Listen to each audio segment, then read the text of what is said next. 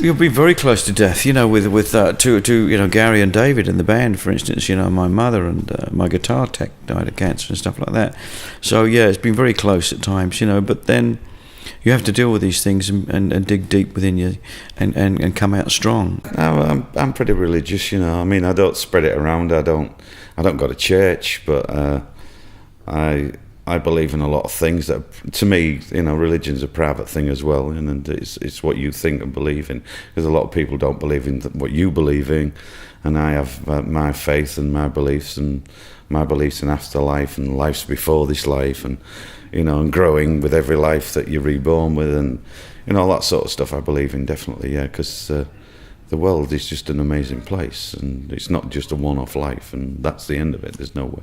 We don't know what happens in the future, but we need some kind of core foundation to move on as human beings. And people have all kinds of, if they want to call it cliche, gods that help them get through life and help them be positive and help them have the energy to go for things in life. And suddenly when you go for things and things work out, you go, oh, was that fate? Or was it God's maybe do it?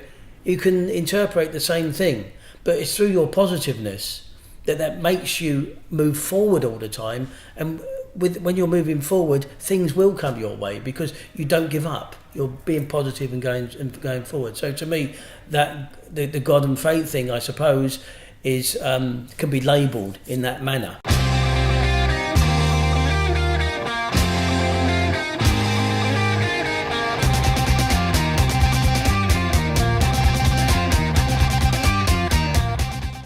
We've always been, Uriah Heep's always been able to touch almost every genre, in terms of, being rock, being heavy metal, being folk rock, being acoustic, being, whatever, pop, if you like, to a degree, But we've kind of got all that to what we do. We're not just one-dimensional as a band. And even from the days of, go back to Very Heavy, Very Humble, our first album, we had a powerful number like Gypsy, which is kind of, people term as hard rock, heavy metal, and yet we've got Come Away Melinda, which is an anti-war song on acoustic guitar, which is just as beautiful. And we listen to another band, so we get influence from everywhere, the heaviest bands to anything. All the inspiration comes in from everywhere. So we have to have the bigger percentage of what Uriah Heep's all about, but of course we have to then make certain aspects, as you'll hear tonight, our opening song, Wake the Sleeper, double bass drums, powerful riffs, just like any metal band would do. We tend to look forward with the writing of the songs and the performing of them. We write songs for everybody, not just for children and stuff, music's for anybody who wants to listen to it, and if children get off on our music, then brilliant, we write songs for them as well as grown-ups or whatever, it's we try to use our music to get to everybody, and I think if you see the audience tonight, you'll see that there'll be a lot of young kids in that audience that grew up with our music from their parents. They got their parents' record collections and they listened to the music. The same as what I did when I was young. My father was a big blues collector. He collected blues albums, Muddy Waters, people like that. And when I think it was 11 or 12, me and my older brother started to listen to his records. And we got into blues by listening, not through the Rolling Stones or any of those people, through my father's record collection. They've been very loyal fans, and now when we play concerts, often there's 2-3 generations at our shows, from the fathers and mothers of the children who listen to the music, and then their great-grandchildren, so now sometimes we have 3 generations coming to our shows, but that's not just Germany, it's generally.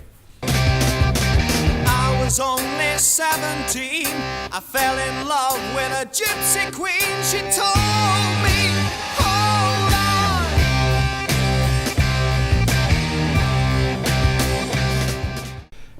It was very important for us to record the old songs in our present lineup, and we actually discussed it for a while. It's not a recent thing, but never got round to it. But since we changed over to Edel record company, the suggestion came up again that we should do it. So we did. We sat down, decided what songs to choose. Because we'd been playing these old songs for many years, and we loved playing them on stage, and we'd never actually recorded them ever. So we thought, now we're celebrating 40 years, this lineup, we'll do these songs. So, and we did them live in the studio. We just went in and played them fez take, basically, every song. And we're really pleased with it. And there's 2 new songs on there, of course, as well. And it's doing very well, you know. Make up your mind, 'cause you're running out of time. You know it's your game, and the winner takes all. I have a family. I have 2 lives. I have a family at home that I live with, and I have a family on the road that I live with, which is Uriah Heep, which is the music we make and the friendship and the touring side of it, which is a big part of my life, yes. So Uriah Heep is a huge part of my life. It's exactly the same thing as a marriage. It sounds strange to say that, but Except we don't have sex with each other. we try not. We try not to. All right, you never know. You can cut that. No, but it is like a family, because if you imagine we're living with each other 24 hours a day, which is another reason why, as a chemistry, has to be right personality-wise as well as playing-wise, because otherwise it'd be like a time bomb going off if someone's ego was here and someone's ego da-da-da-da-da-da. And this happens with many bands. Yeah. They suffer, we suffer, but it's the profession we chose. Yes, exactly. And my passion, my first love, has to be the drums, because if I then put my children or my wife or above my drums suffer, my family suffers. It's a big advantage when I come home. Very nice. Because I'm with my family 24/7. I don't have an office to go to, so even though I'm away, when I come back, it's a nice thing for the family. So I have a large family, but I don't live near them, and I only see them occasionally. For example, this Christmas I won't see them at all. I'll be in Australia seeing my partner's family, so I'm split a little bit. But my playing, my touring doesn't really affect my family life that much. I mean, I prefer to be at home a lot because I have other interests in life and things that I do. I write a lot, not music, but books, short stories and screenplays and things, and I'm involved with that, so that's another part of my life. And my partner is very understanding, a partner of 24 years. She always supports me, so I'm very lucky. This is a thing I've never known before. It's called easy living. This is a place I've never seen before, and I've been forgiven. Music is a medium which is something that human beings can't survive without. That's a very important point, because if you imagine that there was no music from tomorrow onwards, your lives would change within a few days. You'd start going downhill very quickly, and depression would soon come in. All sorts of things would go wrong. That's why music is so important. That's why when It hits every emotion. Yeah. When you can cry at some song, it takes you back in time like that. You get excited through one song. You can get angry with one song. You know, it hits all the emotions, and so music has the best way of connecting with a crowd. 40 years is not a long period of time in the, I mean, the aspect of life, it's not that long really, I mean, Music. well, every day is a different day for us. It's a fresh day, it's a new day, it's a new audience, so we don't really look on 40 years, going back 40 years, I don't know. Do you know what? We're in a position now where if we've got our health, we enjoy what we're doing. We just finished a complete 6-week tour, which has been quite grueling, and we're all pretty happy and fit and fine, So I think as long as we continue to enjoy what we do, there's no reason to stop. I mean, inside, we're getting older as people, but inside we're all still 18 years old. We're all still stupid and things like that. We're not allowed to grow up if you're a musician.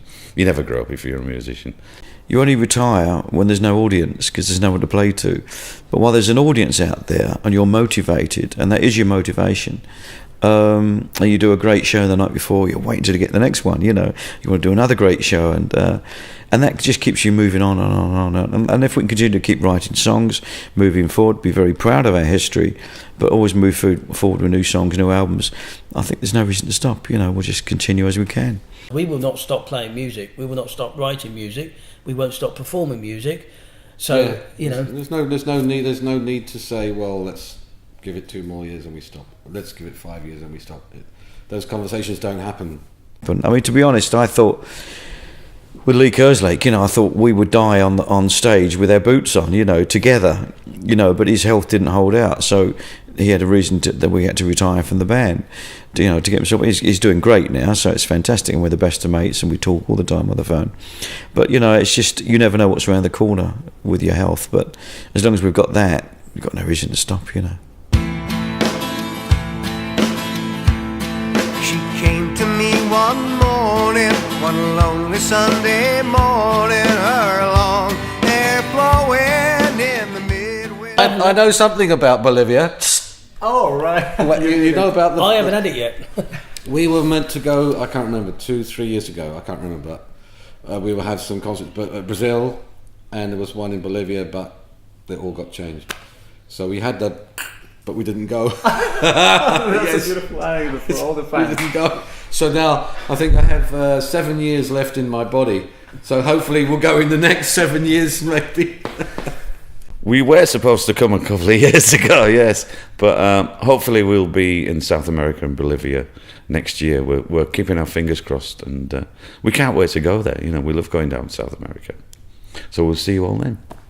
Yes. Wait, we're coming. We are coming to rock the place with lots of passion, energy, power and songs. Absolutely rock and roll. Hello, Bolivia. Hello, Bolivia. This is Anniversary of Uriah Heep here. We'd love to come and play a concert for you. And if there's a promoter out there that wants to take us, all you have to do is ring our agency. It's everywhere. You can find it everywhere, all over the net. Just ring us and book us, and we will come and play, because we'd love to come and play to those fans. And it will be an absolute pleasure, and it will be a great rock show. For she, the mother of all men, to counsel me so wisely then, I feared to walk alone again, and asked if she would stay.